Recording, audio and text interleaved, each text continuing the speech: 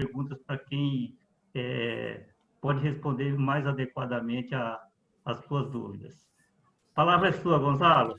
Ok, obrigado a todos, boa tarde a todos. Inicialmente, o meu agradecimento especial à equipe que está aqui presente, representando a PRAG, Sindipprag, FEPRAG. É uma equipe que a gente convive já há vários anos e sempre em prol de melhorar e de levar um pouco do conhecimento de cada um que está disperso, diferentes experiências, né, para todos que têm a oportunidade de conversar e interagir com a gente. Isso em todos os eventos, Expoprag, cursos técnicos da Prag, né? Nós já tivemos a oportunidade de estar conversando, mas vamos lá objetivamente. Inseto xilófago, organismo xilófago. Esse termo compreende organismos que se alimentam principalmente de celulose. Tá? Então, se tivermos celulose como o principal componente, por exemplo, dentro da madeira, um dos principais componentes, são os organismos que podem utilizar como alimento celulose e daí madeira. Né? Entre os principais, nós temos os cupins, as brocas e temos os fungos também, né? No caso aqui, nós vamos estar mais concentrados nesta tarde em relação aos insetos. Então, podemos colocar os cupins e brocas. Os cupins são facilmente divididos em dois grandes grupos. Existem outros, tecnicamente, mas, do ponto de vista prático, dois grandes grupos. Cupim de solo subterrâneo, cupim subterrâneo e o cupim de madeira seca. São características completamente diferentes e a gente vai conversar sobre isso durante esse nosso bate-papo. E as brocas, né, que também é uma especificidade, são insetos com características completamente diferentes, muito importantes também para vários segmentos da economia, onde está relacionado a questão de madeira também, né? Esses seriam a principal divisão, a visão rápida do que seria o xilófago, né?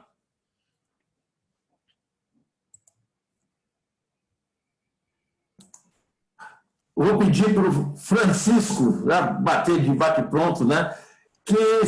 Para você falar a respeito das brocas, porque é um tipo de inseto que ataca as madeiras de uma forma diferente. Ele ataca na época de secagem, ataca depois da secagem, durante. Então, assim, tem uma característica muito importante, porque na hora de se fazer o tratamento precisa tomar alguns cuidados. Eu vou passar para você, Francisco. Obrigado, França. Boa tarde a todos. Obrigado, Carlos, pelo convite. Obrigado, França, pelo convite. Boa tarde, Gonzalo. Boa tarde, Marcão. Boa tarde, Emerson. E boa tarde a todos que nos veem. Eu creio que vai ser uma tarde muito gostosa, com um bate-papo e uma troca de experiências, né? Do que a gente pode passar para vocês e aquilo que a gente pode também aprender com todos que estão aí presentes. Bom, falando sobre brocas, é bom a gente contextualizar um pouco sobre a ordem Coleóptera, que é a ordem que as brocas pertencem, né? Então, Coleóptera vem do grego coleus, estojo, e pteros, asa, ou seja, as asas membranosas posteriores, elas estão protegidas por um par de estojos, denominados élitros. Então, essa é a característica principal dos Coleóptera. É uma ordem, nossa, muito diversificada, tem aí mais de 300 mil espécies descritas, ou mais, tá? E apresenta um ciclo de vida interessante, que a gente chama de holometábulo, ou seja, tem a fase de ovo, larva, pupa e adulto. Tá? As brocas de madeira têm uma grande abordagem, uma grande diversidade de espécies. Tem aquelas que atacam as árvores, por exemplo, no caso aquele cerambicide, aquelas brocas chamadas de besouro serrapau. Tem aquelas brocas que atacam palmeiras, a família Curculionidae, por exemplo. Tem as brocas que atacam a madeira recém-abatida, em toras. Tem as brocas que atacam a madeira antes da secagem. E aquelas específicas que atacam a madeira já beneficiada, madeira seca, que é usada em portas, usada em armários, em móveis, etc. Então, essas brocas específicas que a gente vai estar aqui discutindo, né, comentando a respeito delas, tá? Essas brocas que atacam esses móveis, elas têm 3 características principais que eu vejo, né, na minha concepção. Primeiro, são brocas pequenas. Elas têm aí de 2 a 6 milímetros de comprimento, mais ou menos. Segundo, são insetos solitários. Eles podem compartilhar o mesmo local, a mesma porta, por exemplo, mas os buraquinhos eles não têm a divisão de função entre as brocas que ali habitam. Tá? E terceiro, que é interessante, a fase larval é a fase mais duradoura. Tem espécies de brocas, por exemplo, que a fase larval chega a durar 1 ano, no caso de Anobium punctatum, por exemplo. Tá? Então, assim, em linhas gerais, é o que a gente observa com relação às brocas. Tá? Tem 2 famílias principais que a gente acaba encontrando nesses móveis, atacando os móveis, as portas, etc. Primeiro, a família Anobiidae. O maior representante é o Anobium punctatum, que é uma broca que tem mais ou menos uns 2 a 3, 4 milímetros. E o resíduo que solta quando o adulto emerge do madeiramento é um resíduo, um pozinho semelhante a uma serragem fina. Tem também uma outra broca que ataca livros em bibliotecas, o Tricorhinus herbarius, que é muito comum atacando livros. E tem também a família Bostrichidae, a subfamília Lictini, que tem Lictus bruneus como o maior representante. Essa broca, ela é bem fininha, ela é estreita, tem aí de 2 a 4 milímetros mais ou menos, e o pozinho que sai da atividade do adulto é um pozinho bem fino, semelhante a talco. Então, essa já começa aí algumas considerações sobre os resíduos que você pode encontrar numa peça de madeira, ok? Eu vou aproveitar e fazer uma pergunta. Os buraquinhos que a gente vê, ela entra por ali? Ela vai botar o ovo por ali ou ela está saindo? Boa pergunta. Então, vamos lá. Vamos imaginar no início da infestação, quando a fêmea já está fecundada, e aí ela vai com o ovipositor colocar os ovos ou em algumas frestas ou no lúmen de alguns vasos lenhosos daquela peça, e ali o ovo, a larva começa a se desenvolver. Como eu falei para vocês, a fase larval ela é a mais longa, então pode se passar meses. Depois a larva se transforma em pupa, da pupa para o adulto, e quando o adulto vai emergir, é que esse pozinho que a gente acaba descobrindo, ou que o cliente descobre, né, e nos solicita uma inspeção, é quando esse pozinho aparece, ok? Agora, os buracos que aparecem no madeiramento, eles podem ser reaproveitados pela fêmea para oviposição, né, na mesma peça de madeira. Não necessariamente no mesmo buraco, mas na mesma peça de madeira. Gostei muito quando se falou, são solitários. Sim. Bonito, foi bonito. Eu me senti até um pouco triste. E o Marcão, você que está aí, eu vou pedir para que você fale um pouquinho a respeito de cupins de madeira seca. Quais são as características, tipo de podinho, como é que ele funciona. Cupins de madeira seca, que é uma outra, um tipo de ataque muito frequente em residências. Solta o seu som. Boa tarde a todos. Quero agradecer, né, a oportunidade de estar aqui com essas feras todas aí, falando um pouquinho. A gente tem que lembrar uma coisa muito importante do cupim de madeira seca, é exatamente a semelhança que existe em alguns momentos com a broca, que o Francisco acabou de dizer.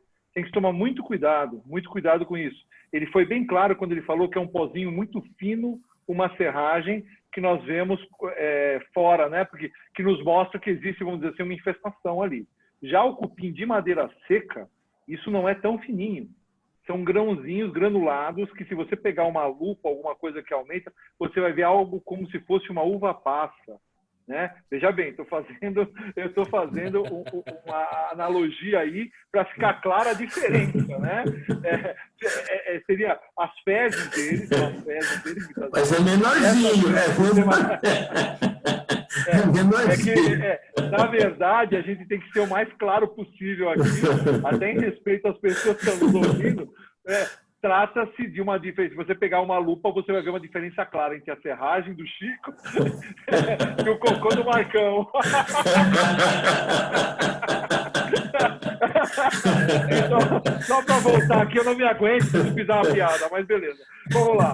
Então, e esses detritos, né, característicos da infestação, tem que ser muito bem analisados. Normalmente, né, em alguns tipos, na maioria dos casos, os cupins de madeira seca são colônias muito menores do que o cupim subterrâneo. Muito menores, e demoram muito mais tempo para comer, né? É fácil, às vezes, outra analogia para dar risada aqui. Até ganhei a mesinha da minha avó, mas cai um pozinho há 50 anos. Faz 50 anos que cai um pozinho lá, o cupim está lá há 50 anos e o desgraçado não sai de lá, né? Então, esse tipo de coisa são diferenças brutais, né? Porque se nessa mesinha tivesse encostada numa parede, acho que em breve alguém vai falar sobre isso, e entrasse um cupim subterrâneo, não tinha mais a mesinha. Não tinha mais certeza. A mesinha. Não existiria mais. Mas já o cupim de madeira seca, por ser uma colônia menor, tudo, ele já sobrevive, ele demora muito mais tempo para fazer um estrago grande. Não quer dizer que não faça estrago. Quem sabe... Quem vai fazer uma visita técnica, por exemplo, já viu cupins de madeira seca, por exemplo, naquelas ripinhas de madeira mais menos nobre, vamos dizer assim, para não dizer vagabunda, né? Entra ali e só fica a casca, né? Assim, até causando um estrago razoável, e o pó lá embaixo. Esse pó, que seja bem claro, não é um pó, não é uma serragem, é um pó diferenciado. Como se faz o controle normalmente disso? Não sei se vamos entrar já. Agora eu vou aproveitar. Pô, Chico, você tocou fundo da minha alma com solitário. Os cupins, eles não são solitários. Os cupins não são solitários. É interessante ter essa visão. Eles trabalham em grupinho, não é isso? Exato. Já, na verdade, o cupim não é solitário, não é um inseto social. Não vive solitário, ele não consegue... ele não compartilha desse distanciamento social. Ele realmente trabalha... ele é um inseto social, um inseto que vive em colônias, né? Com algumas centenas, né? No caso do cupim subterrâneo, né? Algumas centenas, pode chegar a milhares, mas nunca a milhões. Normalmente... colônias pequenas. Uma coisa interessante que eu vejo no caso do cupim de madeira seca, é que normalmente ele está na peça. Você tem uma peça, ele está meio que restrito. Então, se a peça for grandona, ele pode ocupar o espaço. Desde que dê espaço para ele ocupa. Caso contrário, ele está na peça e ele estraga de acordo com a quantidade de indivíduos que estão lá dentro. É isso aí. Normalmente, exatamente. Normalmente, o ninho dele está na peça atacada. Normalmente é isso mesmo. E ele só muda de ataque na época da revoada, que ocorre nessa primavera, assim. Na revoada, quando ele é atraído pela luz, a única fase da vida dele que é atraída pela luz, onde existe a cópula real, e eles formam uma nova colônia. E nessa nova colônia é uma nova peça. Ou seja, esse, né, é o grande mistério, né? Assim, vamos dizer assim, é o instinto de preservação da espécie. Então, é uma espécie, basicamente, que não pode... Ela não tem como... Ela não é atraída pela luz. Pelo contrário, os cupins, eles não ficam diretamente ligados à luz, exceto quando tem essa revoada, quando eles fazem a perpetuação da espécie. Que é o que aí você já responde uma coisa. Então, normalmente, quando você tem uma peça que está atacada, desse tipo de cupim, não é tão comum ele percorrer distâncias muito grandes. porque a colônia é menor. Então, você tem uma recontaminação geograficamente muito perto uma da outra, né? Então, quando você tem uma peça atacada, normalmente, se você tem outra, você já na visita mesmo, você pode ver que é uma infestação mais antiga, que causou essa revoada e está tendo uma contaminação radial, vamos dizer assim. Na verdade, aquela peça de 50 anos que você falou que, sim, tá bom, que vinha, provavelmente aquele lado deve ter algumas revoadas que foi investar na circunstância, na circunvizinhança, né? Normalmente aí vai para o armário, vai para o criado mudo, vai para a cama, Antigamente a televisão era a caixa era de madeira, então ia para a televisão e aí vai. É isso. Também, uma coisa que é importante lembrar é o seguinte: os cupins de madeira seca, eles não têm limitação ao ataque. Eles atacam a porta, atacam o batente. Caso o batente tenha assim, uma madeira menos nobre, as guarnições. Já o subterrâneo, a presença dele é marcante em peças que estão grudadas na parede. Ok? Então, assim, você tem algumas diferenças marcantes aí. Já que você falou em cupins subterrâneos, aí eu vou aproveitar e passar para o Gonzalo para que ele possa dar uma visão. Fala, Carlos. Antes do Gonzalo ir para cupim subterrâneo, tem uma pergunta aqui do Edson, lá da Detizan, lá do Espírito Santo. A pergunta é: a fêmea da broca coloca os ovos. Quem destrói a madeira é a larva, que quando fica adulto sai da madeira. Como se pode tratar a peça se não se consegue infiltrar o inseticida? O tratamento, então, tem eficácia? Nós vamos responder essa pergunta posteriormente. Nesse momento, nós estamos dando uma visão, né, geral sobre o aspecto. Depois nós vamos trabalhar de forma específica no controle. Isso. Tá? Nós vamos responder a pergunta, Carlos. Bom, vamos lá. Cupim subterrâneo. Acho que a grande diferença em relação aos insetos solitários do Francisco, né? Que são... A parte técnica é que não forma colônia, né? Os ataques são individuais, pode ter vários grupos, vários indivíduos, mas o ataque é individual. E em comparação com a colônia de cupim de madeira seca, realmente os subterrâneos podem extrapolar milhares de indivíduos, até milhões de indivíduos numa colônia bem desenvolvida. E aí está toda a diferença em relação à caracterização do ataque e em relação a como se dá a dispersão desse ataque dentro de uma edificação, né? Pegando um gancho em relação ao que o Francisco, um acréscimo pequeno em relação ao que o Francisco e o Marcos colocaram,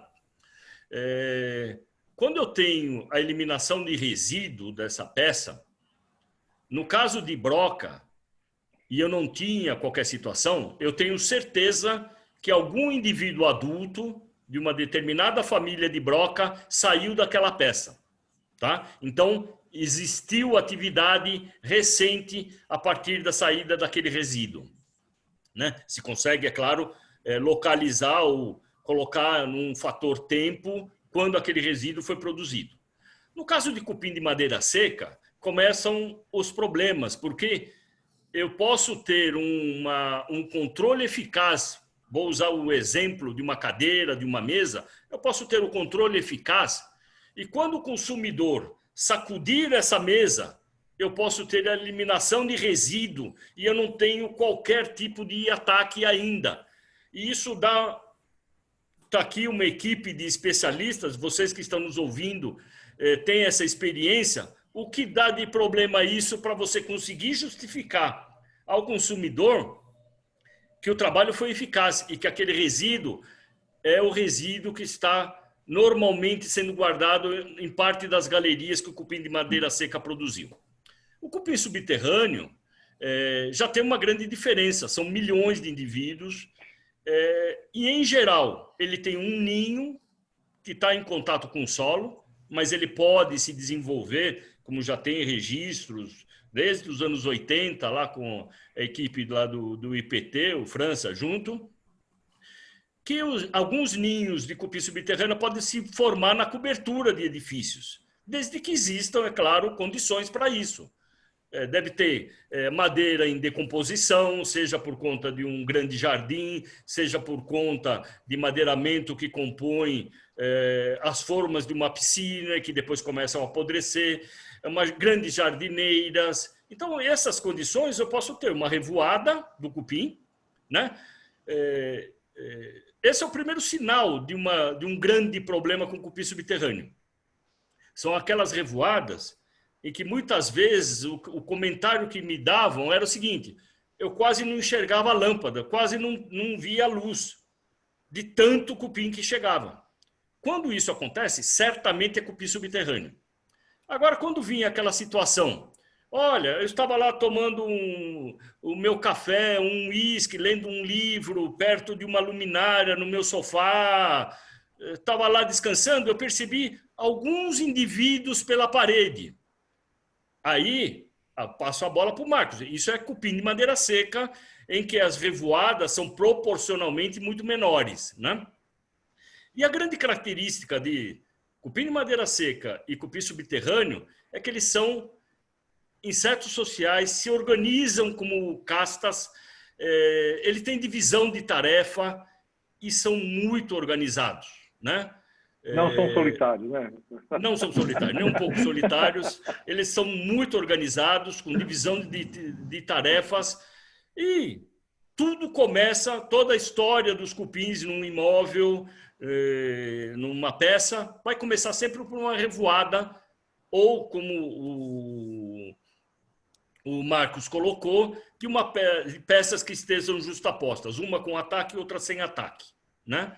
Do cupim subterrâneo, o acesso, você tem que imaginar, ele percorre espaços vazios, interior de tijolos, qualquer duto desses espaços que ficam shafts para energia, shafts da parte hidráulica. Ele vai usar isso para chegar até 5º, 20º andar de um prédio, né? Ele se dispersa bastante. E aí, tudo que tiver intimamente em contato com essa parte por onde o cupim está se dispersando, paredes, piso, forros, certamente são as peças que potencialmente, inicialmente, vão ser atacadas com as primeiras manifestações. E quando isso não é facilmente percebido, em geral, você está com situações de ataque bastante avançado em um ou mais andares de um prédio, né? Essas são inicialmente. Depois eu posso mostrar algumas figuras, conforme for passando aqui, vou mostrar algumas figuras dessa situação de ataque, caracterizando essa diferença entre cupim de madeira seca e cupim subterrâneo. No caso do cupim subterrâneo, é legal perceber que assim, o pessoal fala, mas para ele, o cupim voa muito alto. Se ele pegar uma corrente de ar, ele consegue subir, ele vai. E se ele se instalar lá em cima, por exemplo, o 20º andar, na hora que ele voar, ele já está em cima. Então, fica muito mais fácil. E tem uma estrutura que normalmente acontecia muito na forma construtiva, né? Que são os caixões, estruturas em caixões perdidos, que o pessoal utilizava ou no último andar para evitar o calor ou para evitar o som, né, de um andar para o outro. Entre os andares, é. E isso aí realmente causava um problema fantástico em termos de ataque de cupim. O cupim era muito bom, era ruim para quem tinha um apartamento e para nós que iríamos resolver o problema, porque não é simples. É muito importante, aproveitando o gancho do Gonzalo, muito importante isso que ele falou, mas e o pozinho que cai? Como é que você esclarece isso para o seu cliente? Então, eu vou pegar esse gancho, a importância da visita técnica. A importância do técnico responsável, do técnico fazer a visita no cliente.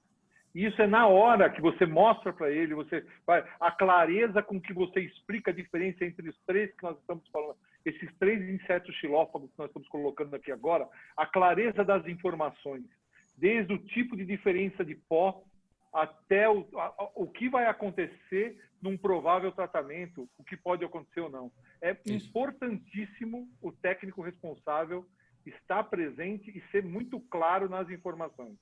Não adianta querer dar um orçamento por telefone de um caso de cupim, né? Aí é impossível. Só se ela mandar uma foto, você fala assim, joga fora, minha senhora, que não tem mais jeito. É o máximo que você pode chegar. Mas estou brincando. Mas é uma coisa assim, é importantíssima a visita técnica. Marcos, eu vou um pouquinho mais além.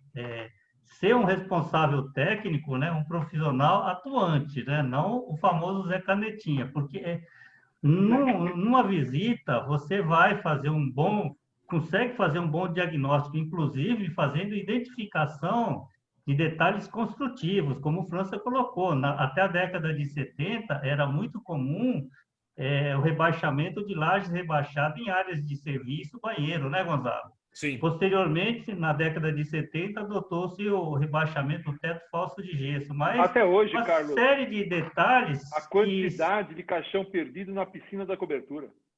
Sim, presença de... Não tem o que... Quando alguém fala, a primeira coisa, podemos ver a cobertura? Não é. Qualquer técnico quer ver a cobertura, porque sabe que o bicho está lá. Se não tiver o ninho, está muito próximo dele. É bem provável, porque além da cobertura, você tem jardins, floreiras e uma série de detalhes construtivos que facilita, né? Sim, sem dúvida. Então, isso é importante, ter um bom profissional fazendo uma boa vistoria, porque o diagnóstico bem feito é metade do caminho para solucionar o problema. Eu vou crescendo. Pode colocar. Posso fazer aqui um comentário? Sim. Claro. Vamos, Chico. Colocando essa linha de uma boa vistoria técnica, um cuidado na inspeção, eu já tive um caso de uma cliente que havia solicitado uma vistoria num armário, uma gaveta especificamente, em que ela havia constatado, ela pesquisou na internet e viu umas bolinhas de madeira, que julgava ela que eram bolinhas de madeira. E quando eu fui ver o local, eram fezes de Blatella germânica. São um pouco parecidas, né? Depois eu expliquei para ela, né? Demonstrei como é que eram essas fezes, né? Para que ela pudesse entender. Então, não havia infestação de cupins de madeira seca no gabinete dela, e sim Blatella germânica, né? Barata de cozinha. Então, assim, a importância que se tem de um conhecimento técnico, os cursos que são apresentados regularmente pela PRAG, para que você possa ter ideia na hora de abordar isso com o cliente. E na hora, Chico, e também quando você vai ver que a pessoa está desesperada, que bateu a vassoura na pontinha da guarnição da porta do banheiro e a vassoura entrou e você vai lá, é umidade. É isso, apodrecimento. Também acontece. Apodrecimento. Exato. Isso também é muito, muito comum, ou seja, nessa hora o técnico se diferencia do aproveitador.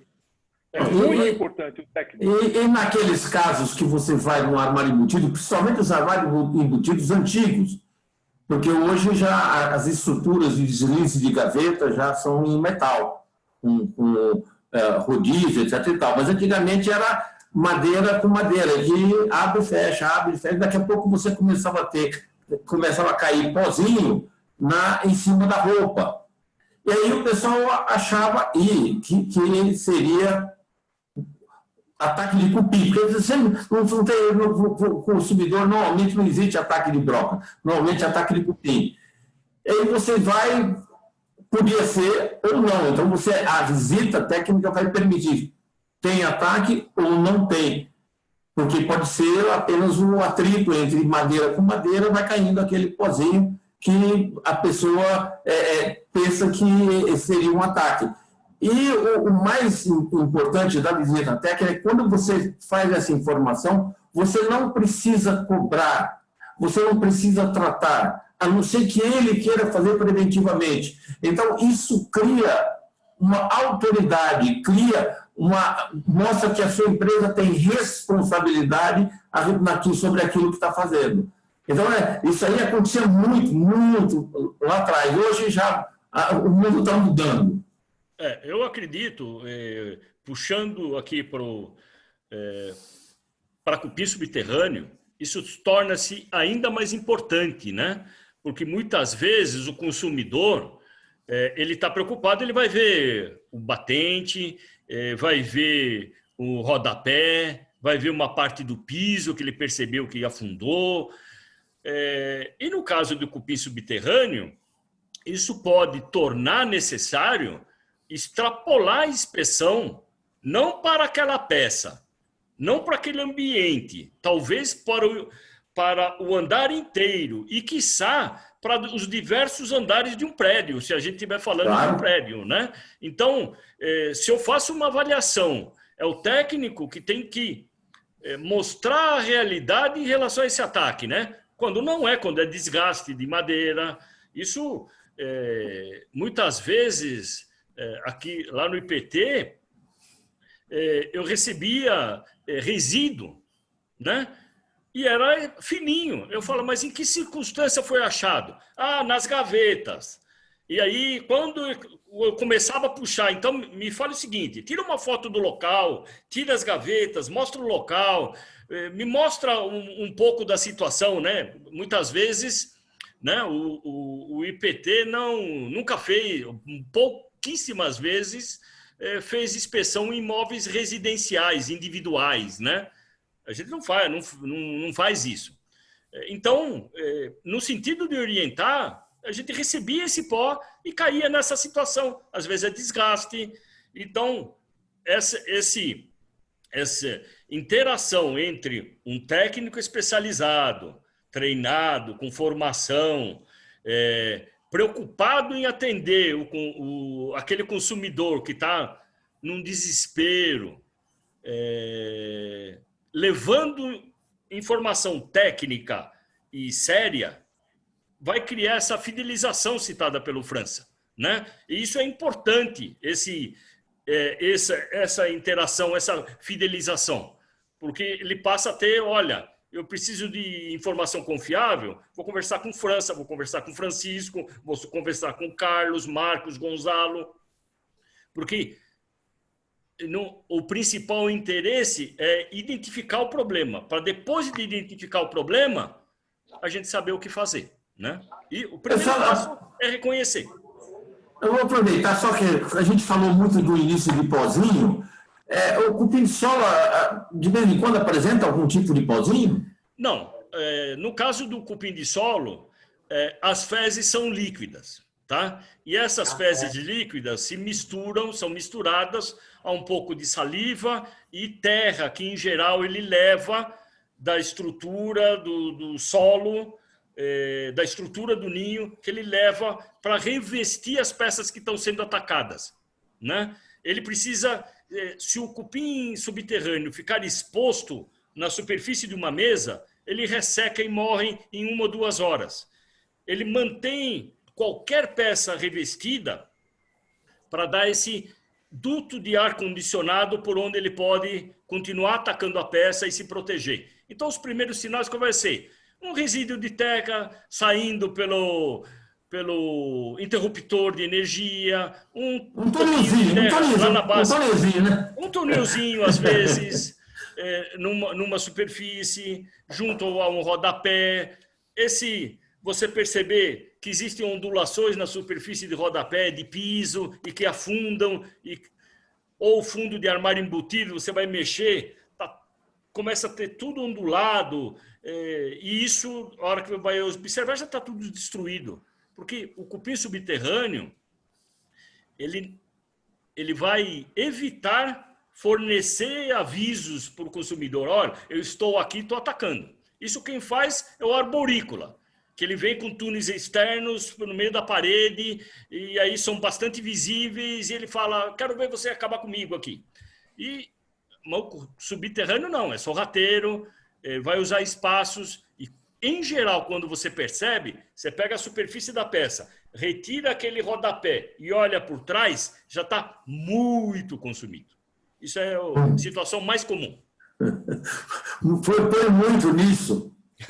Olha, tem lugares que você vai que é assustador. Sim. Na hora que a gente chega para fazer a verificação, você não acredita. Isso aí Sim. vai muito da experiência e vai do que o Marcão falou. A inspeção. Você precisa ir lá. E outra coisa que é muito comum é que a pessoa chega no local que está com problema de cupim de solo, ele percebeu que ele não precisa acabar com tudo. Tem gente que mete a mão para mostrar, para favorar o cliente, ele mete a mão, arranca tudo, faz todo um desastre ecológico, quando na verdade ele sabe que o cupim está ali já está é o suficiente, não precisa destruir a casa da pessoa. Na verdade, França, isso é muito importante. O que você falou é muito importante. O cliente, quando nos chama, ele não quer ficar mais assustado do que ele já está. Ele quer ouvir o técnico, o que você tem que fazer para tratar aquilo que para ele é um problema. É como na nossa casa. Imagina você... Eu me ponho sempre no cliente, na pele do cliente. Imagina um bicho que você não sabe o que é, está comendo um armário embutido que você pagou 50, 60 mil para colocar lá, está acabando com ele. Como é que você está? Você está... O cara liga, eu quero que você venha aqui ontem, alguma coisa. Se você for lá e explicar claramente, exatamente o que você falou, o cliente não quer, os clientes não querem ser assustados mais do que já estão. Eles querem a solução. Isso. Exatamente. Deixa eu colocar uma situação que ocorreu há bastante tempo. Nós fomos chamados, estávamos inspecionando um prédio, né? E aí chega numa unidade o morador, eu não tenho cupim, eu já tinha um histórico apenas numa gaveta deste armário, mostrou lá o armário embutido, né, num corredor, um corredor de passagem para a área íntima. Eu só tenho aqui na gaveta, eu encontrei, mas há muitos anos atrás eu não tenho mais cupins. Eu falei, olha, então me permite, posso buscar informações, vamos ver, posso fazer uma inspeção, alguns minutos aqui, eu vou ficar com a equipe, entrei, eram acho que 2, 3 técnicos do IPT junto comigo, começamos a pesquisar, aí eu fui, olha, vem até aqui, venha ver a realidade do ataque que está ocorrendo aqui na sua unidade. Aí eu mostrei a situação de ataque e o morador, é claro, você vem para cá com 3, 4 pessoas procurando, aqui era eu procurando sozinho. Né?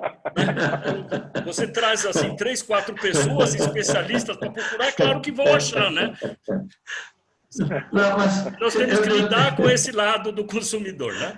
Não, eu tive um caso meio semelhante, onde tinha na cobertura, estava com um problema, e o síndico estava 3 andares abaixo da cobertura, e ele disse que ele não tinha problema, e eu pedindo para inspecionar. Aí eu desci, no andar de baixo tinha, no andar de baixo tinha, aí ele falou, no meu não tem. Posso olhar? Aí você acha, aí ele se importa e muitas vezes ele quer tratar o prédio inteiro. Sim. E outra coisa importante no contexto é que aí para as empresas que lidam muito com cupim, é assim, às vezes, dependendo do tamanho do imóvel, não adianta tratar localizado. Isso. É uma das dificuldades que a gente tem com o cliente, porque ele acha que a gente está enganando.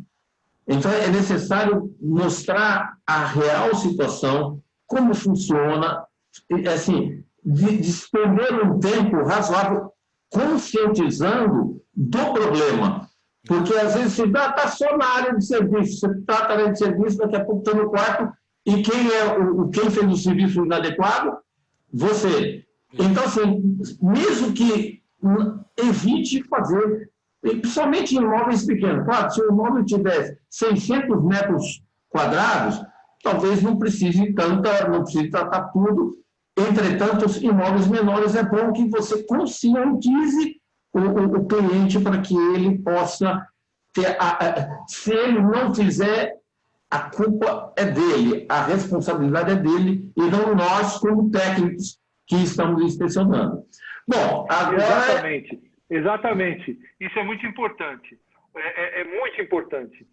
Tudo aquilo que você não fala para o cliente, você é culpado. Tudo aquilo que você explica claramente, ele fica responsável por te auxiliar. Sim. Em qualquer tipo de controle de pragas. Do cupim, especialmente porque se lida a maioria das vezes com a dona da casa, mas em qualquer empresa, pode ser um papo futuro.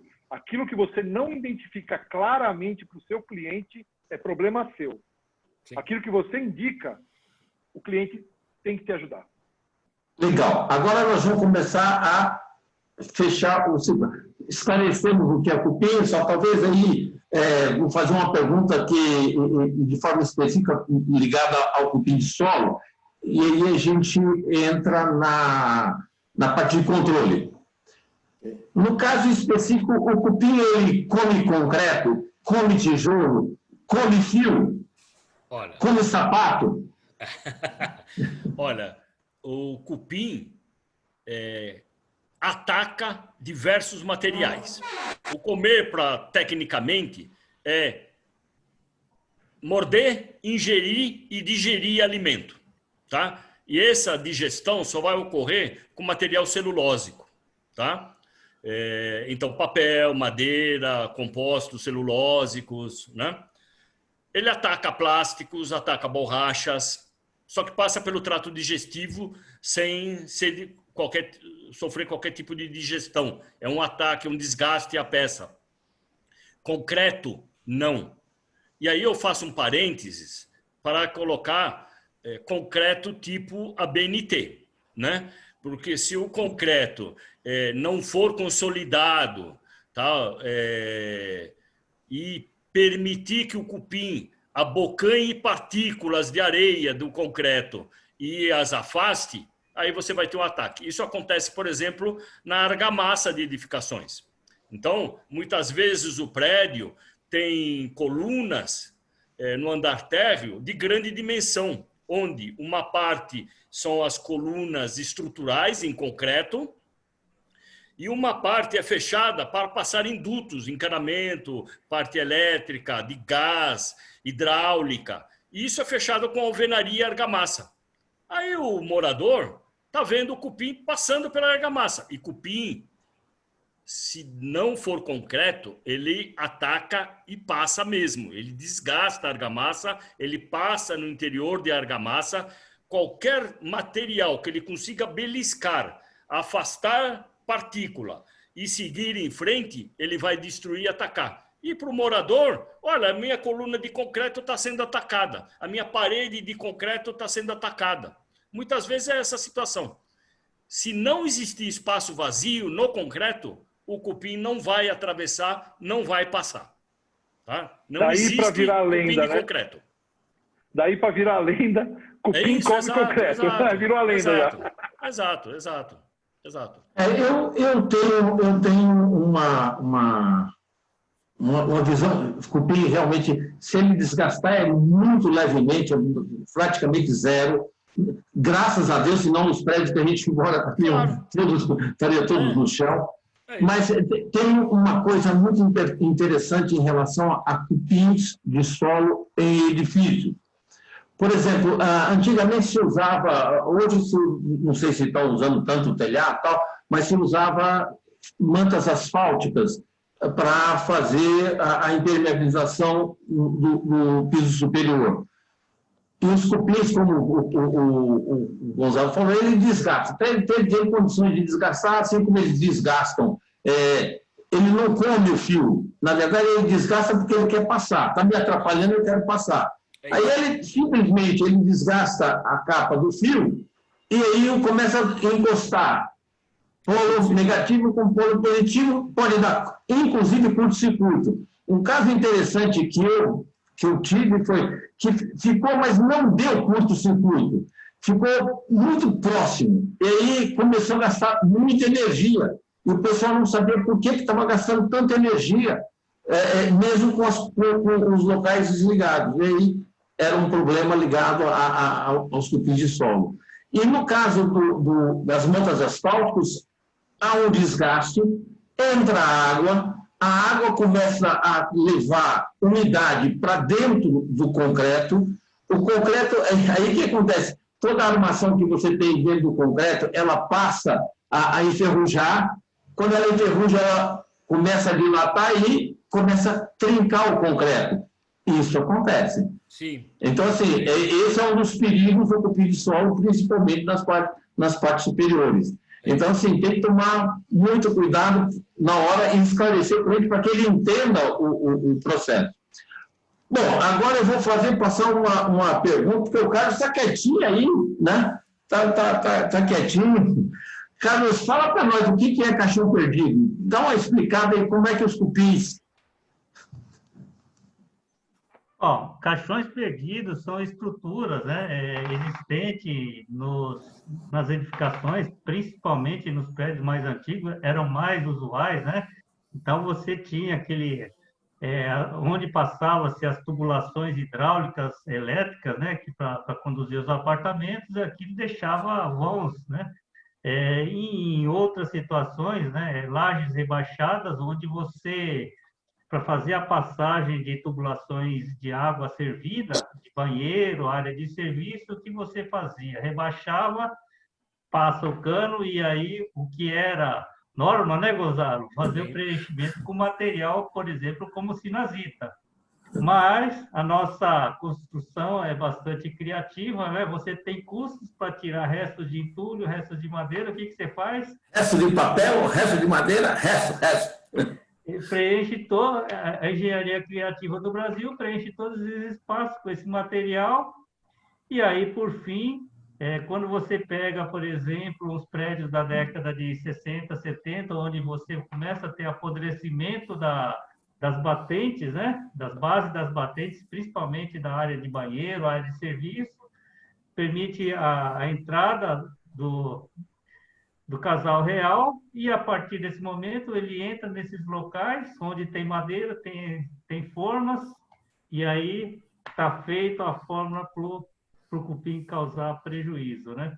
Sim. E outros detalhes, como o França já colocou, principalmente naqueles prédios mais antigos, para você fazer aquele abafamento de som entre um andar e outro, você fazia esses espaços, uma laje dupla, né, armada em formas, justamente para melhorar, reduzir a acústica, só que trazendo um grande problema aí para o proprietário, né? Então, são características construtivas que a construção civil no Brasil não desconhecia o problema de cupim de solo, cupim subterrâneo.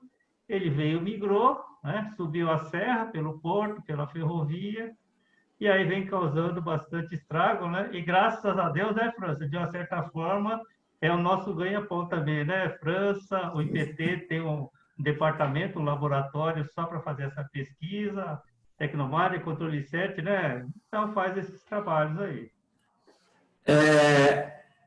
Vamos lá, Francisco, vou jogar para o Francisco agora, assim, qual é o produto que você se utiliza para tratar brocas? Aí a mesma coisa, você já pode ir junto, o Marcão, vocês trocando aí as figurinhas, o produto, como fazer, como não fazer, eu acho que vocês dois podem trazer. Trata brocas e cupim de madeira seca. Não? Perfeito. No caso de brocas, qualquer inseticida, de preferência um CE, por exemplo, que possa ter uma diluição em isoparafina ou um solvente orgânico, é válido para que nós possamos tratar nas brocas ou cupins de madeira seca. Só dando uma situação com relação a algumas questões que eu andei lendo, foi feita uma pergunta sobre o pozinho que sai, se corresponde a um adulto que está saindo daquela peça, né? Isso é verdade. Então, quando tem aquele pozinho, é um sinal da emergência do adulto naquela peça de madeira. Tá? E aí vem uma pergunta. Então, se o adulto está saindo da peça, é necessário que eu trate essa peça? E como tratá-la? Então, eu vou dar um exemplo de um armário, por exemplo, um armário embutido.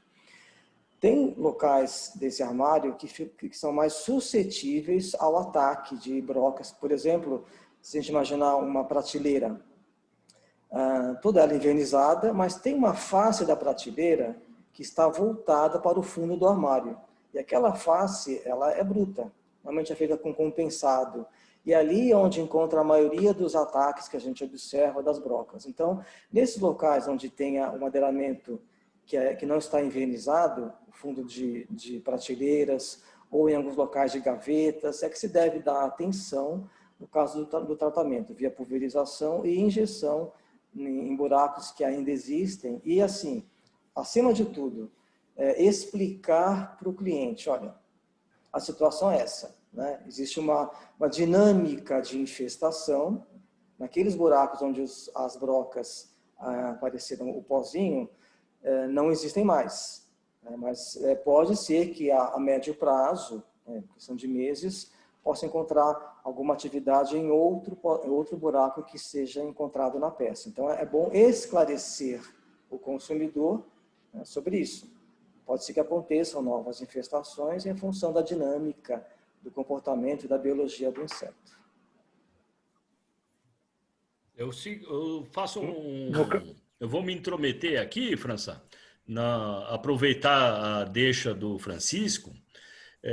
Existe um problema muito sério em relação à execução de tratamento numa peça, em peças avulsas, e o processo de garantia que as empresas estabelecem a partir desse trabalho, né? Por quê? Muitas vezes, essa questão do ataque,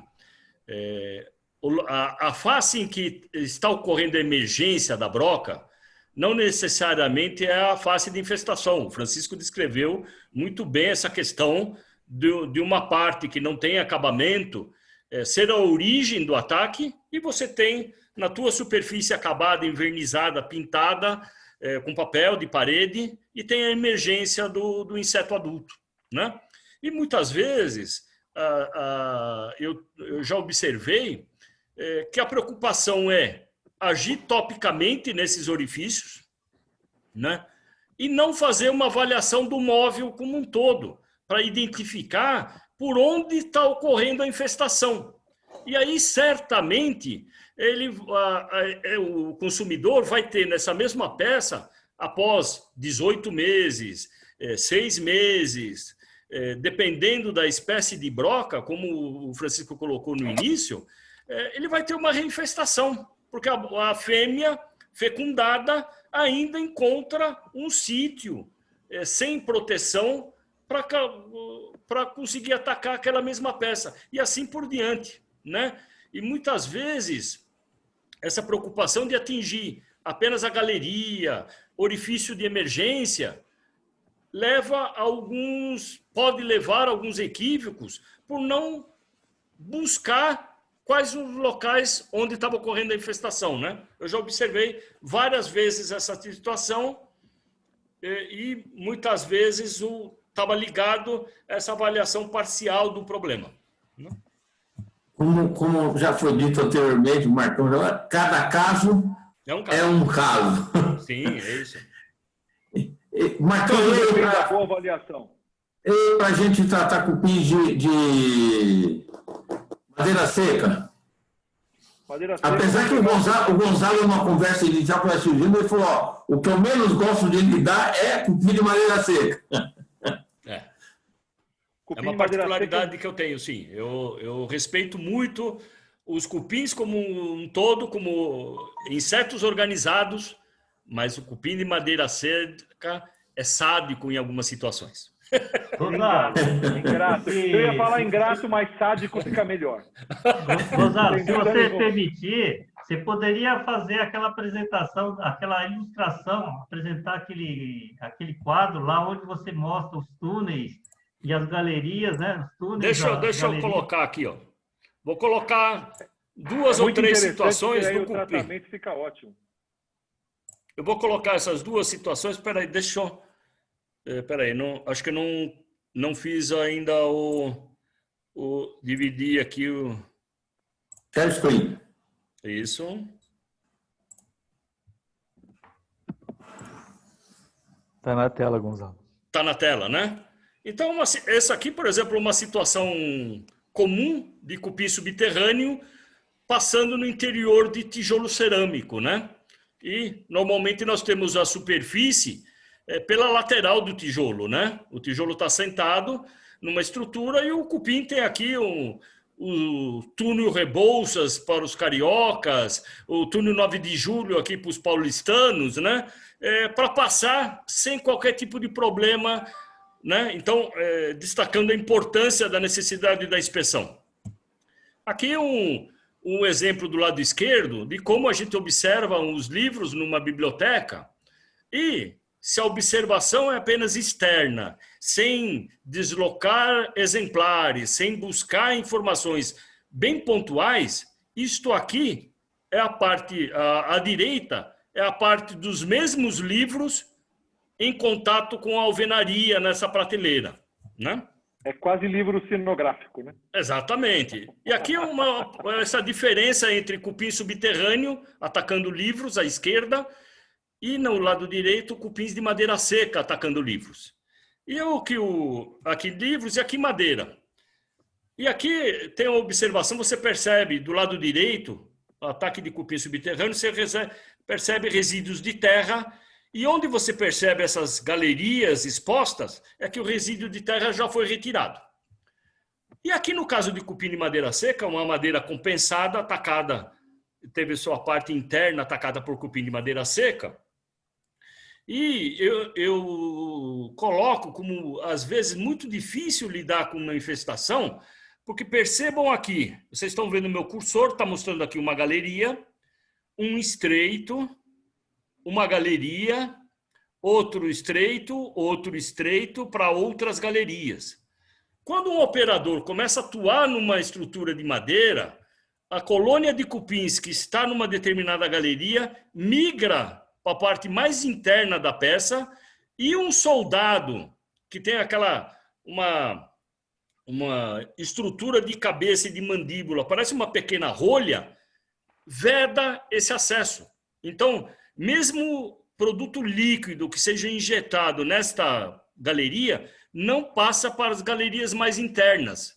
Muitas vezes, há necessidade de realmente avaliar muito bem a intensidade e a abrangência do ataque, porque estas situações são muito comuns de estarem ocorrendo. Tá? Esse era o exemplo que queria mostrar para vocês. Gonçalo, essa é a importância de usar a pressão também quando se trata da galeria. Claro. Equipamento pressurizado, correto, nas galerias. É importantíssimo, exatamente por causa dessa figura maravilhosa que o Gonçalo colocou para a gente aqui. Então, quando você tem essa rápida resposta do cupim, tampando as galerias por segurança, o soldado tampa por segurança, a forma de romper essa segurança é a pressão. É isso. A pressão correta na coisa. Desculpa, eu peguei o gancho porque... Não, mas é exatamente isso. O gancho é teu. A ideia era dar subsídios para realmente essa discussão. Agora, uma pergunta, aproveitar e passar para o Pacão e para o Francisco, porque você falou inicialmente a respeito de isoparafina, querosene, ou produtos orgânicos, né, solventes orgânicos. Por que não usa água? Por qual motivo a gente não costuma usar água em móveis? Bom, muito boa. No caso de um móvel, por exemplo, uma porta, vamos supor uma porta. A madeira é um material higroscópico, né? Então ela vai absorver a umidade e ela pode estufar com o passar do tempo, né? Por isso que não se recomenda a água como solvente. E também, mesmo sendo solvente, é muito importante se tomar muito cuidado com a quantidade usada. A quantidade tem que ser uma quantidade que resolva o problema e não complique mais ainda, né? Sim. Então tem que tomar cuidado. A quantidade, em qualquer tratamento da nossa área de controlador de prazo, a quantidade maior não é sinônimo de melhor tratamento. É isso. Nenhuma quantidade. E eu faço um adendo. Muito... Pois não. Só um adendo em relação à diferença entre questão de água e esses solventes, é que a tensão superficial, quando você trata uma superfície de madeira, é completamente diferente. E a tendência em tratando com água, é claro que existem algumas exceções, equipamento que joga micropartículas, você tem que... Aí depende também do equipamento, né? Não é uma aspersão grosseira, mas a tendência da água é criar uma tensão superficial maior e faz com que o princípio ativo que está sendo carreado pela água não penetre na madeira, enquanto que, por conta da tensão superficial baixa, os solventes orgânicos são absorvidos rapidamente pela madeira, levando o ingrediente ativo para as partes mais internas dessa superfície, né? Normalmente, a água, apesar de a gente achar que a madeira absorve muita água, quando você faz a comparação água e um solvente orgânico, a penetração do produto orgânico é muito maior. Muito maior. Muito importante. Eu vou até falar, porque, na verdade, o assunto é tão bom, né, tão gostoso aqui de falar, que eu acabei não falando, mas se usa o mesmo princípio da broca, se usa para o controle também do cupim de madeira seca, que é o solvente orgânico, eu não falei. O Chico falou. E o inseticida, principalmente do CE também, realmente é o indicado, é isso, né? E se usar esse, e com equipamentos também próprios, seria esse equipamento de pressão, exatamente para quebrar essa trava biológica que o cupim faz nos orifícios. Tem que ser um equipamento por pressão, com o bico preferencialmente agulha ou injeção mesmo, e principalmente não adianta você, numa madeira toda tratada, ou seja, numa madeira que está invernizada, encerada, você jogar em tudo. Isso não é sinônimo de tratamento. É jogar exatamente aonde não existe, ou seja, na junção, onde você tem o fundo com a parte de trás, tem aquela junção. Naquele ponto onde não existe geralmente tratamento, é lá que nós temos que fazer. Então, com a própria injeção também, você fazer o tratamento desses extremos da madeira, onde existem as falhas do tratamento da madeira. Isso é muito importante. Mas, basicamente, e no cupim de madeira seca, um pouquinho diferente da broca, exatamente ali, no caso dessa revoada, é onde provavelmente pode-se começar uma nova colônia numa parte não atacada, um novo sítio, como disse o Gonzalo. Então, você tentar diminuir a entrada tratando a porta, vamos dizer assim, a porta de entrada, que seria essa falha no tratamento onde é encerado, onde é invernizado. Mas o tratamento é o mesmo. O resto a gente já adiantou, já falou antes.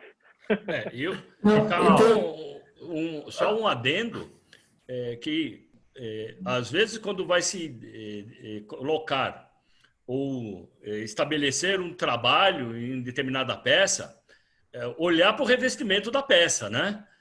Porque as peças têm revestimento invernizado, tem revestimento em tinta, tem revestimento com superfície metalizada, às vezes com pinturas especiais, e você tem que adequar o teu procedimento de trabalho, o teu solvente, a não causar um problema adicional naquela superfície, né? Jogados novamente na primeira visita técnica bem feita. É isso. E aí o que se fala, teste sempre, nesses casos que o Gonzalo falou, vai num lugar escondido e teste para verificar se você não vai causar nenhum problema maior para o móvel com o tratamento que você está realizando. Isso. Perfeitamente. Agora vamos cair. França, nós já estamos indo para 17h46 minutos. Esse assunto sobre controle xilófico é bastante instigante, né? Os participantes estão aí fazendo bastante perguntas, aí estão bastante ativos. Vamos dar andamento aqui às perguntas que foram postadas aqui no chat, porque senão nós vamos aí ultrapassar o tempo. Tá? Maravilha, vamos embora. Aquela pergunta lá do Edson, eu acho que já foi respondida, mesmo, por exemplo, sabendo que o adulto, né, da broca saiu do local, é importante fazer o tratamento, porque você pode ter uma reinfestação, né? Perfeito. Tá? Isso.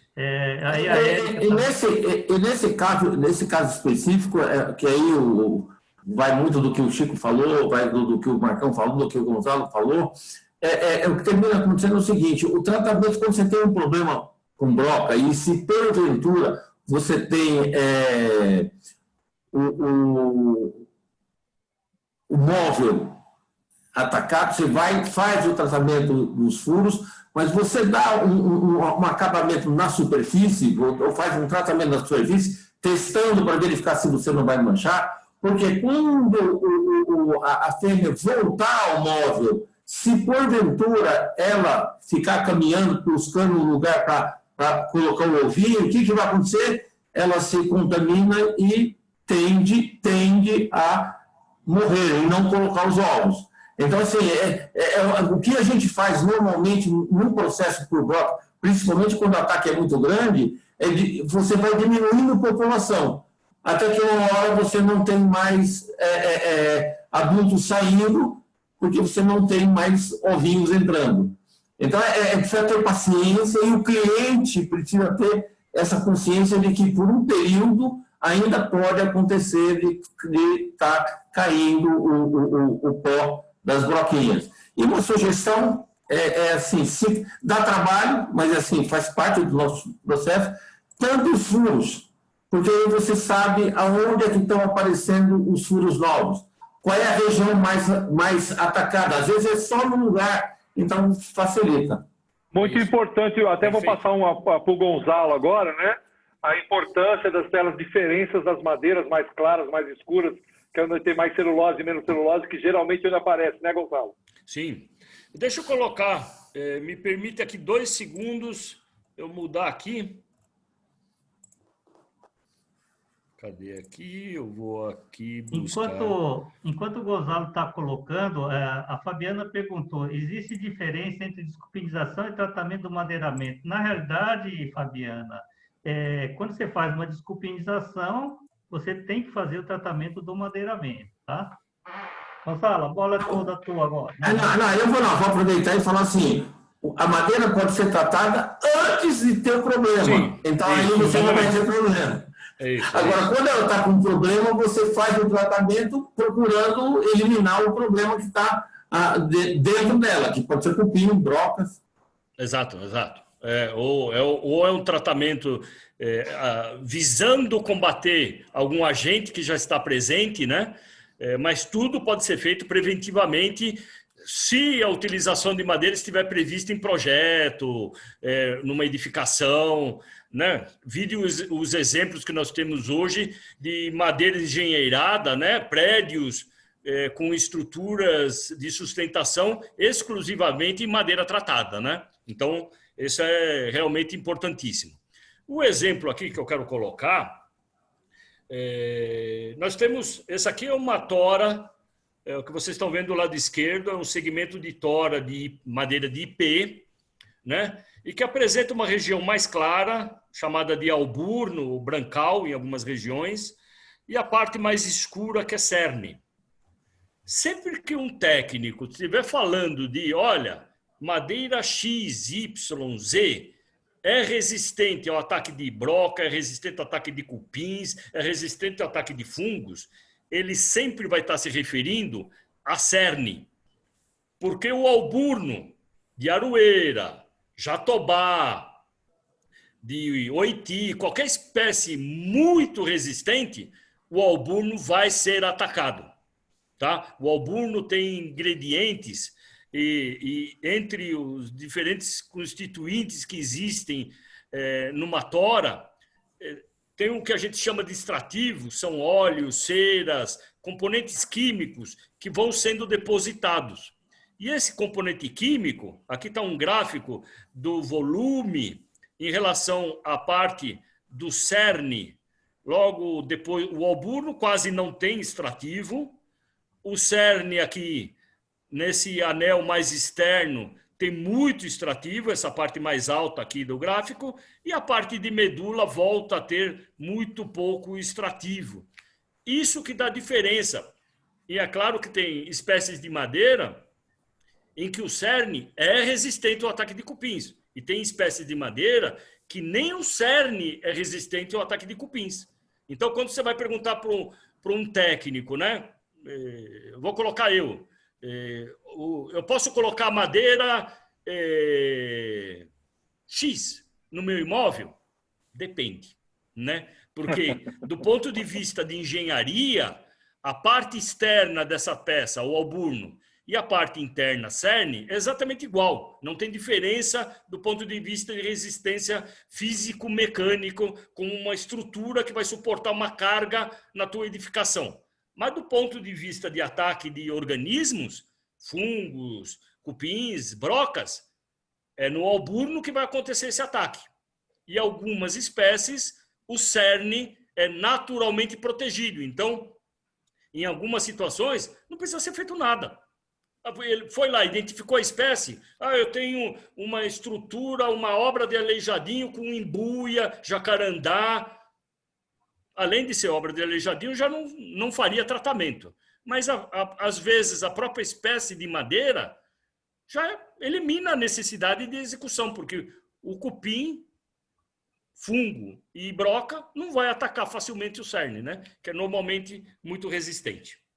Né? Era isso que eu queria colocar. Né?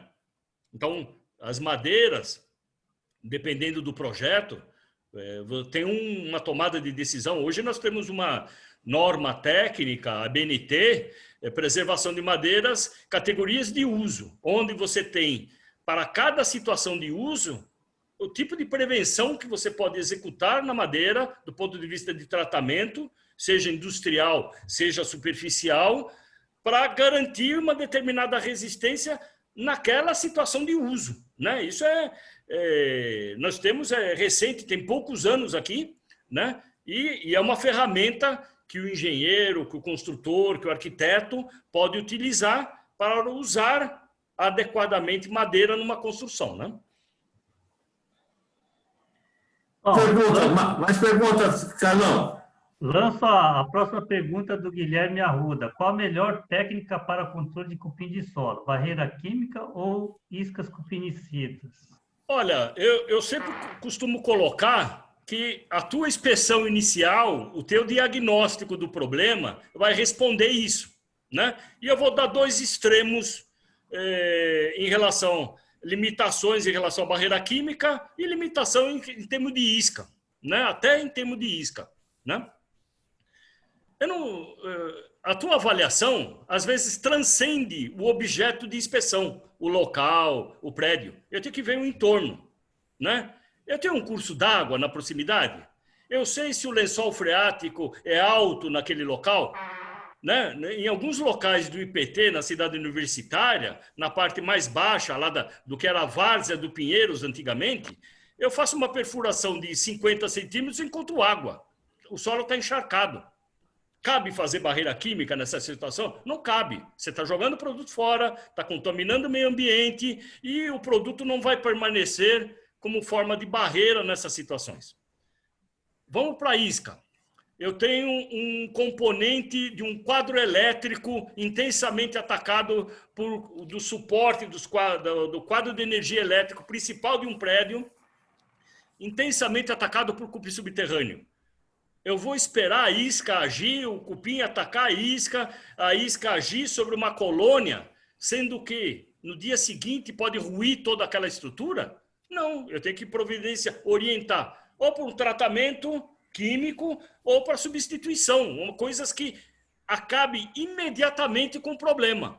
Então, a resposta, as duas técnicas são consagradas, hoje já, isca já é consagrada, barreira química é consagrada há décadas, só que existem situações onde a análise do entorno, do que vai ser feito de tratamento, eu vi uma outra pergunta aqui falando em relação à questão de tubulação hidráulica. Então, tudo precisa ser analisado. Eu não posso fazer perfuração ou abertura às cegas dentro do imóvel, dentro de qualquer estrutura. Eu tenho que saber o que está acontecendo, eu tenho que saber as condições de intervenção para daí avaliar qual o melhor trabalho que eu posso entregar para resolver o problema de cupins e não causar outros problemas, né? Isso é inspeção. Nós estamos colocando aqui desde o início da nossa conversa. A inspeção vai ditar essas limitações para um ou outro. As duas tecnologias são mais do que consagradas. Só tem que usar adequadamente. Ser consagrada significa que funciona, é isso? Exatamente. Isso que eu quis dizer. Consagradas para nós técnicos que sabemos que vai resolver. só Então, avaliando essas situações especiais. em ambos os casos, são tratamentos estratégicos. No caso da isca, você precisa colocar as iscas em pontos, e não é sair colocando aleatoriamente. A mesma coisa quando você está fazendo o tratamento químico. O tratamento químico ele tem alguns objetivos que precisam ser seguidos. É isso. Aí eles falaram, não, vamos fazer o tratamento de solo? Tudo bem, o tratamento de solo é importante. Aonde você vai fazer, como você vai fazer, de que forma você vai furar. Por que você vai fazer, né? Você vai fazer? Primeiro, o porquê? Porque para evitar que o cupim saia da onde ele está, teoricamente, fora do imóvel, para entrar. Aí depois tem o seguinte, mas aí ele já está dentro. O que você faz? Você trata a interface entre alvenaria e madeira. E madeira, exato. Por qual motivo? Para evitar que, se ele passou pela barreira inicial, ele não chega na madeira, que é o alimento dele. É isso. 3. Aí você tem os caminhos que o Gonzalo já citou, que eles caminham dentro do imóvel. Os shafts, os conduítes, você precisa barrar isso aí para que eles não fiquem circulando no prédio. Por último, fiz tudo. Se eles, mesmo assim, tiverem conseguindo ultrapassar, o que você faz? Trata a madeira. É isso. Então, é um processo que você tem que fazer com muito cuidado, muito cuidado. E tem uma questão adicional. No caso de iscas, nós estamos trabalhando aqui no Brasil, aqui, com aproximadamente 20 a 30 espécies de cupim consideradas pragas. A isca funciona para 3 espécies dessas 20. Né? Então, se o teu diagnóstico identificar uma espécie diferente, a qual a isca não está autorizada ou não deveria ser utilizada, né? Não vai resolver nada, não vai adiantar absolutamente nada. Então, ressalta a importância da tua inspeção dizer, olha, aqui tem espécie de cupim, que espécie de cupim, e daí saber, a isca funciona para essas espécies? Eu já tive situação onde se imaginou usar de cara, vamos usar isca aqui, isso no começo dos anos 90, estava chegando, no começo dos anos 90, estava chegando isca no Brasil, e aí a questão era, vamos usar isca, resolve tudo. Tinha 5 espécies de cupim atacando o mesmo imóvel, e eu posso dizer que era em Salvador, porque o trabalho já foi publicado. 5 espécies diferentes de cupim. A isca funcionaria para 2 que estavam presentes lá, para as outras 3 não. Tá? Então, essa avaliação, essa constatação do que existe e adequar o teu trabalho, barreira química, tratamento químico e isca, depende dessa avaliação inicial que você fez na tua estrutura, no teu imóvel ou numa obra de arte. Não precisa ser coisa grande, uma obrinha de arte, você vai adequar o teu trabalho. Vou fazer uma pergunta agora não só porque eu acho que, dentro do que a gente falou em termos estratégicos, por exemplo, normalmente no imóvel você encontra árvores. Os produtos que a gente normalmente utiliza são disponíveis, eles são apropriados, eles vão matar a árvore? Olha, até pouco tempo atrás não existia produto registrado para fazer esse trabalho em árvores, tá? Então, teria que ser um tipo de controle indireto, mesmo que a gente saiba que, do ponto de vista de algumas formulações, é basicamente a mesma que existe no exterior e que lá é registrada para isso. Então, partindo desse princípio, então, no primeiro momento, não, eu não posso provocar uma intervenção química em árvores, no tronco de uma árvore, porque eu não tenho um produto adequado para isso. Né? Eu tenho, talvez, fazer barreira, fazer alguma situação a mais, né? Uma para avaliar o quanto o tronco da árvore está comprometido, né? Se vai apresentar um risco de queda, seja pelo ataque de cupins, seja pelo caso de apodrecimento, né? Cupim não é o principal problema em árvores na cidade de São Paulo, né? É apodrecimento, né? São maus cuidados, são estruturas feitas depois da árvore colocada quando você corta raízes de sustentação, né? Isso que leva, muitas vezes, a aumentar o risco de queda. E do ponto de vista, então, desses produtos, realmente eles têm que ser muito bem analisados. Em via pública, aumenta a limitação da utilização de produto químico no interior de árvore, né? Em vias públicas, normalmente a prefeitura tem restrições. E muitos. Então, normalmente, quem tem que fazer isso deixa com a prefeitura. Sim, é isso. Entendeu? Porque se tratar uma árvore sem autorização, pode ter problema. Qualquer intervenção em árvore, você pode ter problemas desde que não seja autorizado, devidamente registrado pelo Departamento de Parques e Áreas Verdes da tua prefeitura, né? Então, já é um cuidado. Não mexa na árvore, porque você pode ter problema. Um vizinho denuncia, você vai lá, olha, tem um monte de galhos. Eu já tive problema dentro do meu condomínio, que ninguém avisou, eu amanheci uma vez, tinham cortado todos os galhos, porque estava muito grande. Teve morador que denunciou para a prefeitura e o condomínio recebeu multa. Vieram conversar comigo, eu falei, bem feito. Você tem gente que pode te orientar em relação a isso e não foi procurar ajuda, isso resulta em multa e em problemas legais ao condomínio ou ao usuário que se mexer, né? Quantas vezes a gente já ouviu falar de jogar querosene no tronco de árvore, queimar, seja em cemitério, seja em via pública? Isso, mais uma vez, né, Gonçalo? É certeza de problema, né? Mais uma vez, remetendo à visita técnica bem feita. É isso. A importância disso é uma coisa absurda. É isso. E é um aproveitando, tempo que é super valioso. Aproveitando a deixa do Gonzalo e do Marcos, aí acho que a gente já responde aquela pergunta do Guilherme Arruda. Quando chegamos no cliente, os túneis estão destruídos, não tem sinais perceptíveis. Como tratar cupim subterrâneo? Aí é muito, né, Gonzalo? Como já disse, a visita de um técnico bem preparado, que ele vai buscar outros sinais, vai estudar detalhes construtivos para oferecer soluções, né? Exatamente. É essencial uma visita de técnico para qualquer problema ligado à madeira, problema de praga dentro de uma edificação. Pode não ser atacando a madeira, pode ser de outras pragas, né?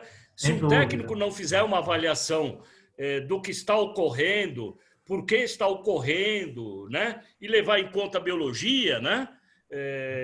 Do inseto praga, que é a qual é alvo, né? Muitas vezes você tem que visitar de madrugada, tem que visitar no começo da manhã e não meio-dia, né? Porque senão você não encontra algumas pragas mesmo circulando no teu ambiente, né? Só lembrando aqui uma situação, já teve casos de um cliente que solicitou uma vistoria que estava com focos de brocas, né? O cliente julgava que eram brocas e foi chamado para verificar, e a gente faz uma certa anamnese, né, no imóvel, entender o que está acontecendo, para que se possa compor uma proposta de um orçamento, né? E a cliente reclamou que tinha visto umas brocas, mas não estava vendo o pozinho em nenhum lugar. E aí você pergunta, bom, aonde foi que essas brocas apareceram? Falou, na cozinha, na despensa. Então, assim, no final, eu consegui coletar, eram Lasioderma serricorni, muito parecido com as brocas que a gente encontra, né? Mas não era o objeto da preocupação dela com relação ao madeiramento. Era uma outra espécie, era uma outra abordagem que a gente deve também avaliar. Claro. Chico, uma vez, pegando esse gancho aí, muito engraçado, me chamou uma mulher desesperada que estava com percevejo de cama. Chego lá, Lasioderma serricorni. Eu falo assim, viu, você come biscoito, você faz refeição na cama? Então, de vez em quando eu como um biscoitinho aqui na Perfeito, cama. perfeito. É isso. Lasioderma, isso foi muito engraçado. O mesmo Lasioderma, não era no armário. Uma vez eu tive um problema onde a pessoa estava escrevendo que tinha besourinho para tudo quanto é lado no quarto. Eu falei, não é possível, a senhora não pode acontecer desse jeito. Sabe o que ela tinha? Pãozinho de Santo Antônio em cima do maleiro. É isso aí. Mas você Entendeu? sabe... Mas tinha muito mesmo. Sim. Só que, entendeu? Pãozinho de Santo Antônio. Sim. É para não faltar pão, né? Não faltar alguma coisa, acabou não faltando caruncho. Exatamente. Mas tem uma situação, algumas brocas utilizam substratos diferentes. Eu já encontrei uma infestação por broca, por anubídeo, não consegui identificar a espécie, mas era anubídeo, em colchão de espuma. Estava atacando a espuma, né? Estava presente e era um ataque muito severo, né? E Você estava sabe que eu já vi isso exatamente no também. colchão, porque era um material que pode ser atacado. Além de... Sabe por que eu vou falar agora, Gonzalo? Porque meu primeiro emprego foi numa fábrica de colchão. Eu era numa profissão que não existe mais, office boy, né? Mas eu fui lá e o engraçado é que no colchão, quando eles fabricavam os colchões mais antigos, eles colocavam entre a mola e a espuma, eles colocavam uma camada, uma lâmina de um material que é um material de, esqueci agora, vime, parecia, é um material trançado que é para a lâmina, para a mola não atingir a espuma. E é nesse material trançado que tinha atacado, isso. É muito exatamente comum essas peças de juta, vime, que vem do Isso, exterior. E muitas vezes, o Francisco pode colocar, muitas vezes a pessoa quer saber, pô, me entregaram essa peça e ela já existia aqui ou não, né?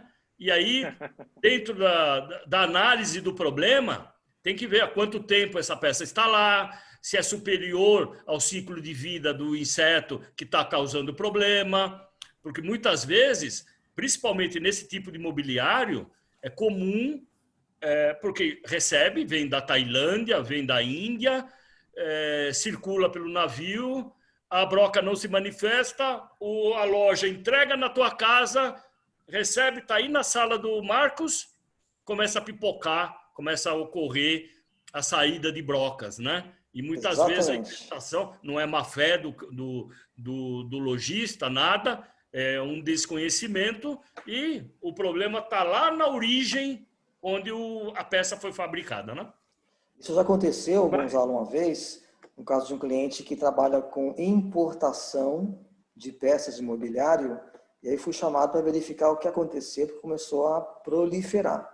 Eu tive que coletar o indivíduo, fazer uma identificação, depois mostrar, né, que o ciclo de vida, né, pela longevidade das larvas, havia a infestação no país de origem, e não aqui quando acabou de chegar. Bem lembrado. Outra coisa comum também, Chico, quantas vezes você vai nessas empresas que fazem cesta de Natal para levar, cesta tal, que a pessoa compra uma grande quantidade e guarda até o Dia das Mães. Aí chega em abril, desesperada. Então, porque tá cheio de problema, é isso? Saindo Quantas vezes, fala a verdade, quantas vezes você não viu isso? Acontece muito. De dezembro até maio. É isso. Eu tenho uma sugestão, a não ser que tenha alguma pergunta específica, assim, você está fechado o áudio. Perdão, só fechando aí, o Diego pergunta, né, quanto tempo demora para eclodir os ovos de broca e quanto tempo dura a fase larval e controle? Eu acho que o Marco, o Francisco, o Gonzalo já respondeu, depende de espécie, né? Francisco tem período. E, por fim, a última pergunta aqui que faltou para responder.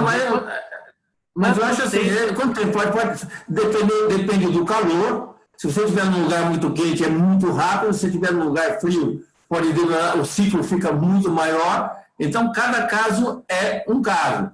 Tem casos de 6 meses, né, 8 meses. Por exemplo, você pegar por exemplo, um lugar onde vai lá para a Escandinávia, né, as broquinhas devem ficar dormindo por muito tempo.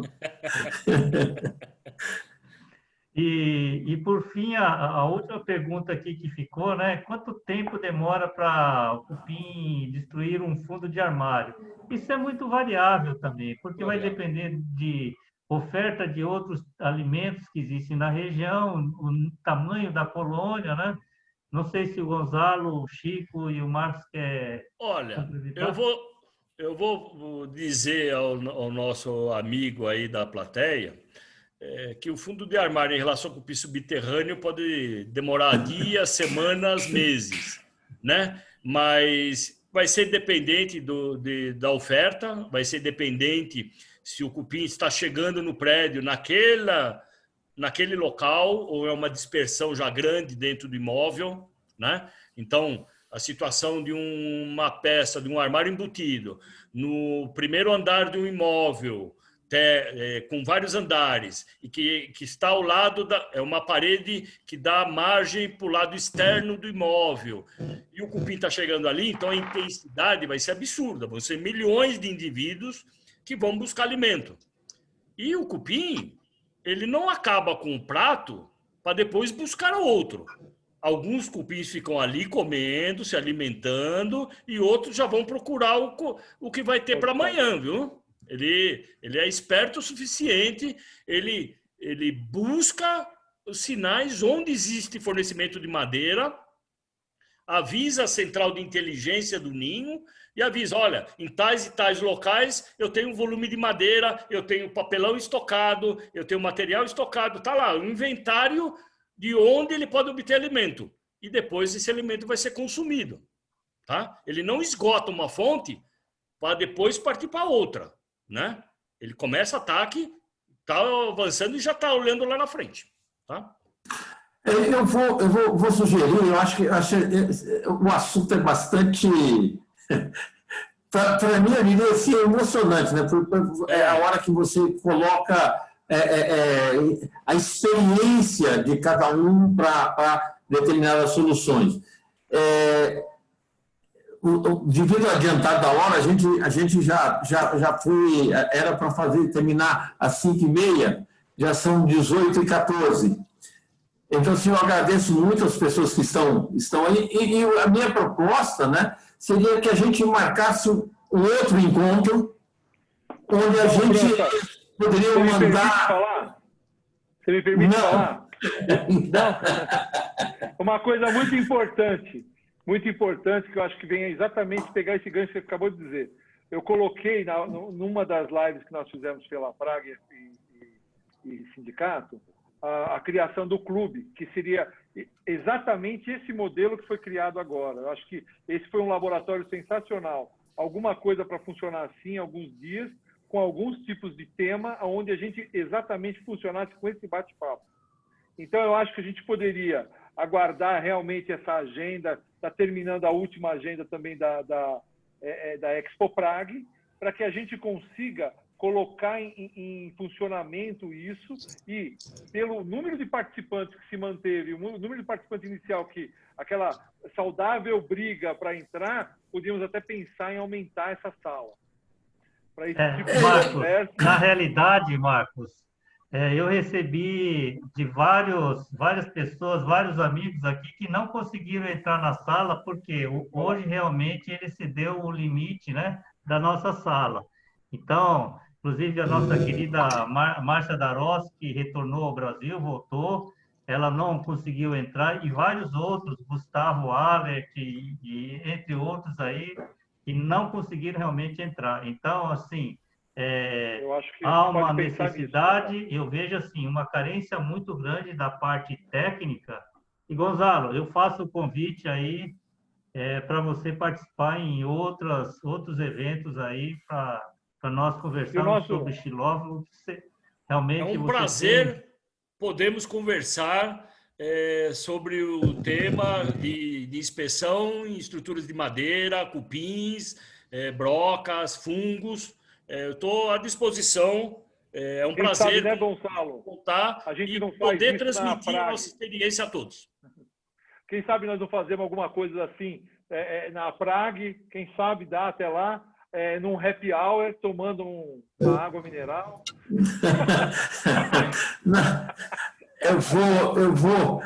Eu vou também aqui agradecer ao Chico pelo tempo, né, dedicado aqui à nossa sala, porque inicialmente ele até ficou reticente em relação a participar, né, mas estou muito feliz por ele ter nos ajudado nesse trabalho, e já está convidado, Chico, para a próxima. Eu acho que daqui, talvez, a gente dá uma continuidade, o que eu quero ver, a gente dá uma continuidade a esse assunto que foi dito, trazendo, enriquecendo com algumas experiências de forma específica. Olha, para você fazer isso aqui, você faça isso, isso, isso. Para você fazer isso, faça isso. A gente trabalhar o controle de forma mais ampla. Hoje a gente trouxe o assunto... Dá palpite, né, França? O pessoal colocar, de repente, manda a prague@prague.org.br, mandar lá sugestões, né, para que participe. Vamos sugerir. Eu estou precisando muito de pulga, de carrapato, eu não sei o que ela está precisando, mas coloca lá e a gente faz alguma coisa a respeito, né?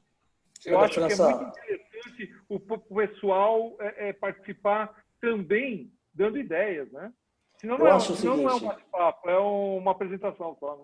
Eu acho o seguinte, é extremamente válido, eu aceito o convite, muito obrigado mais uma vez, França, Carlos, pelo convite, obrigado, Gonzalo, Marcão, é sempre uma alegria a gente compartilhar aqui os conhecimentos, né? E ainda mais com amigos, que a gente tem aí há tanto tempo, e faço convite a todos vocês, né, que voltem essas sugestões de perguntas, né, de dicas, serão muito importantes para enriquecer um próximo evento como esse. Muito obrigado. Olha quem apareceu aí, ó, Serginho.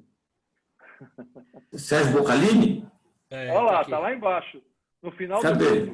Eu já estava aqui, estava com a câmera fechada.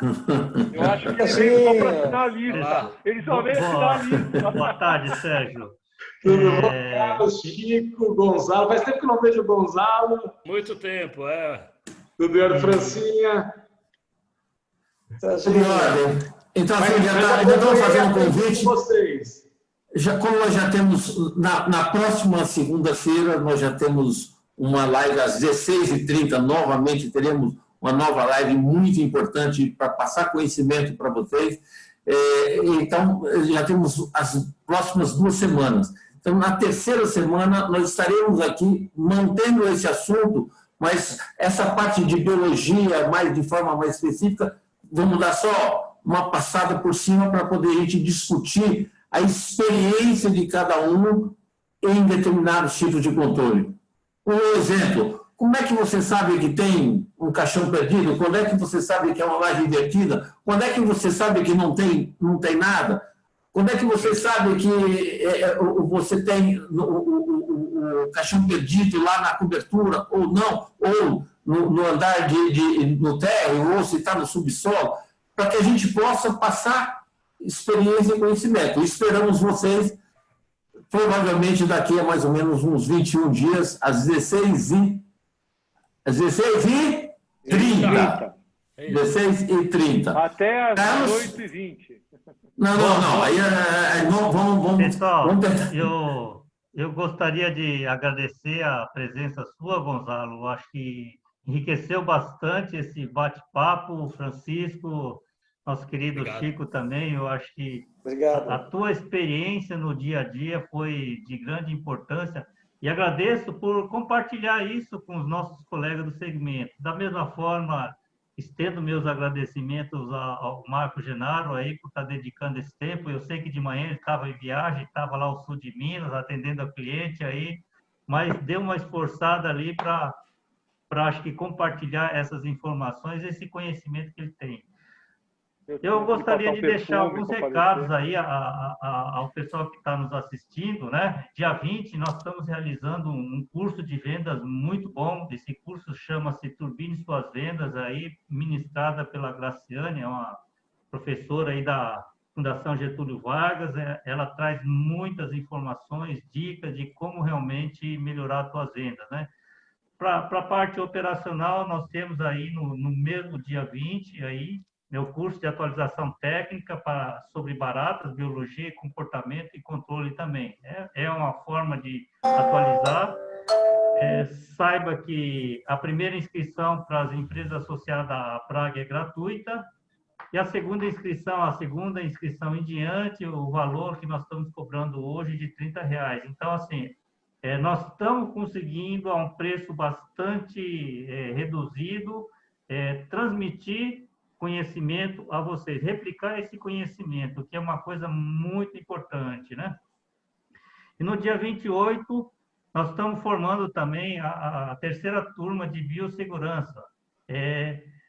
Com o advento da Covid, tornou-se imprescindível hoje, além de conhecer o risco químico, conhecer o risco biológico. Então, esse curso é voltado para esse aspecto, tá? E principalmente para proteger seus colaboradores que estão fazendo essas atividades, estão no front, no dia a dia. Então, para ele se proteger com relação à família, a ele e também aos colegas da empresa, é importante que ele tenha essas noções de biossegurança para que realmente, vamos dizer, ele tome as medidas necessárias à segurança dele, à família, aos colaboradores e principalmente a questão de disseminação da COVID. Então, fica aí aberto os convites para os empresários, o curso de vendas aí, muito bom. Para os operacionais, aí nós temos esses dois cursos, o curso de atualização técnica e o curso de biossegurança. Muito obrigado a todos. Gostaria de fazer um agradecimento especial aqui, Marcos. Nosso querido professor Otávio Menta, ele está presente, participando aí da live. Professor, muito obrigado pela presença. É um prazer imenso tê-lo aqui conosco, da mesma forma como tantos outros colaboradores, outros amigos. Eu vejo aqui alguns colaboradores aqui da Termitec, como o Milton, a Priscila, a Viviane, que estava presente, Juliana. Então, isso é bom, é prazeroso. Eu acho que compartilhar essas informações é prazeroso e, como diz, né, França? É ótimo, faz bem para a gente, né? Esse gesto altruísta. O professor apareceu, Gonçalo, professor, muito obrigado, hein? Do Marcos aí compartilhando isso. Obrigado, professor. Um grande abraço. Obrigado. Queria agradecer a todo mundo também, falar tchau, muito obrigado e por a gente ficar junto aí em breve para mais bate-papo como esse, técnico, muito interessante. Vamos fazer o seguinte, todo mundo abra a tela para registrar essa live, apesar que já está no finalzinho, mas se todo mundo puder abrir a tela para a gente tirar uma foto, né? Todo mundo abrir, a gente registra. Cabe metade, eu acho, né? Vou aguardar abrirem as câmeras. Todo mundo abrindo. Enquanto o pessoal está abrindo, eu também já aproveito para me despedir, agradecer a presença de todos e fiquem ligados porque o Cine Praga e a Praga estão, né? Aí eu vou mudar o verbo, estamos, né, trabalhando muito para que a gente possa ter cada vez mais um segmento pujante, um segmento dedicado à qualidade de vida das pessoas, do público de uma forma geral. Afinal de contas, nós somos considerados essenciais e a gente precisa ter essa visão, essa consciência. Somos essenciais. E, além disso, juntos somos mais fortes. Exatamente. Marcão, eu estou vendo aqui, assim, muita gente pessoas, assim, que eu acho que com muito conhecimento para compartilhar no nosso Clube A Praga aí. Eu estou vendo a Uyara, mas doutora Clair, que está aqui ali, presente. A Uyara já está convocado, a doutora Clair também. A Uyara já... Então, é prazeroso, a gente sente prazer, assim, dá prazer de... Como diz, mexe com a gente, porque realmente nós estamos vendo aí que estamos motivando e a gente vê pessoas aí, assim, que têm conhecimento, estão dispostas a compartilhar. Isso é o mais importante, gente. Isso não tem preço. Essa tela enche a gente de vontade, né? De realmente investir nosso tempo aí para o setor. Obrigado, gente. Muito obrigado, gente. Emerson, já registrou? Já foi registrado. Muito obrigado, presença já foi? de todos. Okay. Muito obrigado, um abraço pessoal. A todos. Tudo legal, gente. Obrigado. Até a abraço, segunda-feira, às 16h30, nós estaremos aqui novamente com a Lucy Figueiredo. Não, a Lucy é dia 31. Perdão. Dia 31. Isso aí. Houve uma alteração. Muito obrigado, gente. Um abraço a todos. Tchau. Muito bom. Tchau, tchau.